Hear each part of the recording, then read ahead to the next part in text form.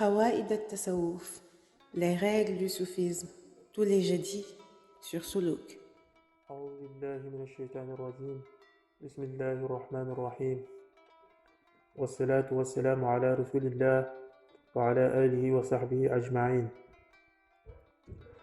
سبحانك اللهم لا علم لنا إلا ما علمتنا إنك أنت العليم الحكيم. Chers frères et sœurs, que la paix soit sur vous. Cet épisode premier de votre série de podcasts autour du livre Les règles du soufisme va être aujourd'hui orienté autour de deux thèmes. Le premier sera sur la vie de l'auteur, son parcours et ses œuvres. Le second sera une revue générale, une revue d'ensemble autour de l'ouvrage. شهد الله أنه لا إله إلا هو والملائكة وأولو العلم قائما بالقسط لا إله إلا هو العزيز الحكيم. Dans ce verset de la sourate Al-Imran, Allah atteste sur lui, sur les anges et sur les doués des sciences qu'il n'y a point de divinité à part lui. Imam Ghazali, dans son interprétation de ces versets, souligne que le fait que Dieu atteste d'abord sur lui, ensuite sur les anges et après sur les doués des sciences montre à juste titre la valeur honorable qu'occupent les doués des sciences. Ahmed Zarouk est une éclisse de ces doués des sciences. Il naquit en 1442 après Jésus-Christ et aurait vécu 54 ans. Ses deux parents moururent quelques jours après sa naissance et il fut élevé par sa grand-mère al-Banin, qui fut son premier maître. Cette femme pieuse joua un rôle primordial dans son éducation spirituelle. D'ailleurs, dans son autobiographie appelée Kurnasha, elle m'a enseigné l'unicité divine, la confiance, la foi et la religion par une méthode très curieuse. Toujours en hommage à cette dame al-Banin qui lui a mis le pied à l'étrier dans son cheminement spirituel, Ahmed Zarouk raconte l'anecdote suivante dans toujours son Kurnasha.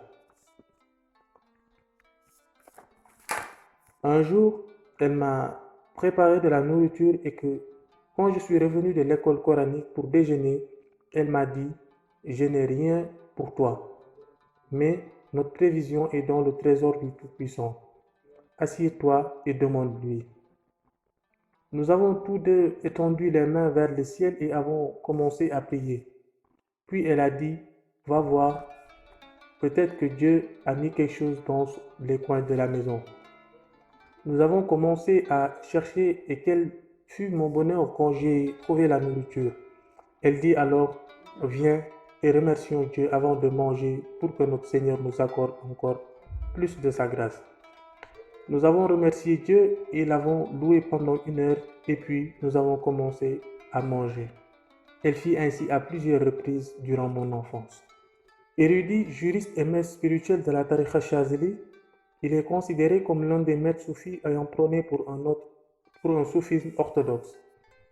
On lui attribue plusieurs ouvrages dont les plus importants, on peut citer les commentaires des sagesses d'Ibn Ata'illah, 2 commentaires de Hizb al-Bahr de l'imam Chazili, les principes de la voie et les fondements de la réalité, et naturellement le livre qu'on va étudier, à savoir Qawaid al-Tasawwuf, ou si vous voulez bien les règles du soufisme.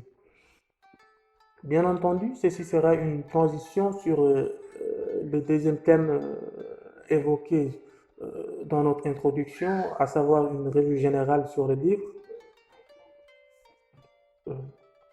Le prophète alayhi salatu wassalam enseigne que les degrés de la religion sont au nombre de 3: l'iman, l'ihsan et l'islam.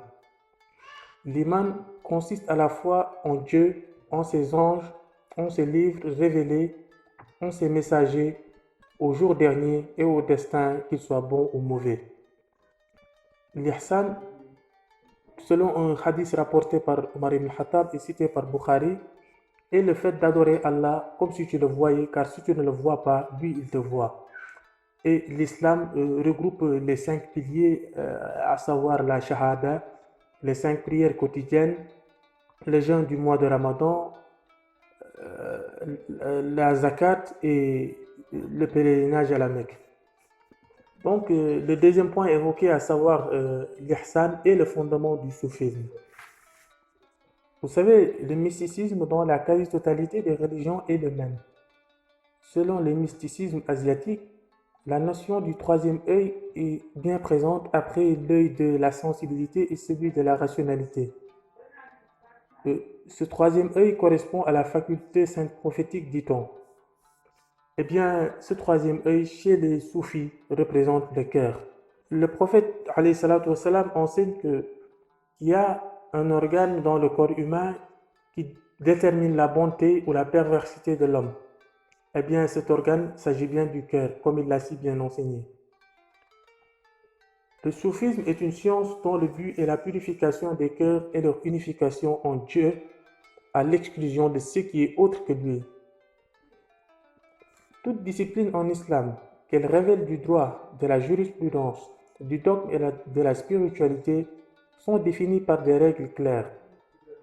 Ces règles définissent cependant la conduite, le caractère général, abstrait ou obligatoire qui définit la finalité sur une situation donnée. Eh bien, le soufisme n'échappe pas à cette règle. Dans son ouvrage, Ahmed Zarouk décrit par des règles dans un style particulier les principes fondamentaux à respecter par le salik dans son suluk. Le choix de règles comme titre de l'ouvrage a pour but de souligner la rigueur qu'exige cette voie qu'est le soufisme, en nous montrant d'abord qui est digne du soufisme, comment le pratiquer et sa finalité chez l'homme. Toujours dans son ouvrage, Ahmed Zarouk nous montre que la voie du soufisme ne convient pas à celui qui porte des préjugés avec ignorance, ou à celui qui veut paraître comme un savant, ou bien celui qui est déterminé à imiter aveuglément les grands hommes qu'il a connus. Donc, le soufisme est une voie de science, par ricochet une voie d'action, car la science est le maître de l'action. Ce soufisme détermine la conduite, la finalité et les actes de dévotion, comme nous l'enseigne le Coran quand il s'agit de la prière qui nous éloigne des turpitudes. Ce soufisme détermine la conduite de l'homme, la finalité de ses actes de dévotion. La perception du soufi en ce qui concerne les pratiques religieuses et le comportement est plus particulière que celle du juriste, car celui-ci considère ce qui permet de s'acquitter de son devoir, alors que le soufi cherche la perfection. Dans la configuration de l'âme humaine, le conscient et l'inconscient sont décrits comme deux adversaires chez l'homme. La même logique est retrouvée chez les soufis qui classifient cette âme humaine ou nafs en cette étape. Du plus bas degré, on peut retrouver le nafsul ammaratul bissou qui est considéré comme le nafs qui nous inspire, bien qui nous mène vers les turpitudes et les déviations, en passant par le nafsul mulhama, celui qui nous conseille de revenir sur le bon chemin, sur la bonne voie une fois qu'on y est éloigné, pour en arriver au plus haut degré qu'on appelle le nafsul kamil, décrit par Imam Ghazali, comme la station où l'aspirant, le salik, n'a plus besoin de méditation, de quête ou de solitude. Zarouk nous enseigne également que la perception du soufi est également plus particulière que celle du théologien, car celui-ci examine l'orthodoxie de la croyance, alors que le soufi aspire à ce qui renforce la certitude, de par la connaissance, le ilmul yaqin, de par la vérité, le haqqul yaqin, et de par la vision, le ilmul yaqin.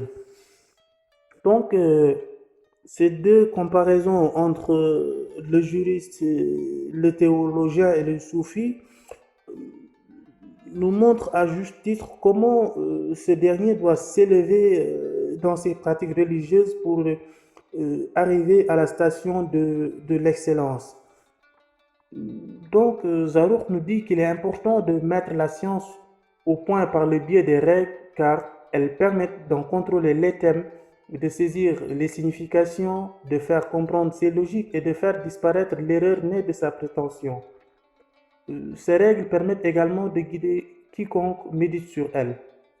Chers frères et sœurs, les prochains épisodes seront des méditations, des réflexions autour des règles qui composent cet ouvrage. Et nous prions Dieu que cela soit bénéfique pour nous tous et qu'Allah nous facilite ça, Inch'Allah. Merci, à très bientôt.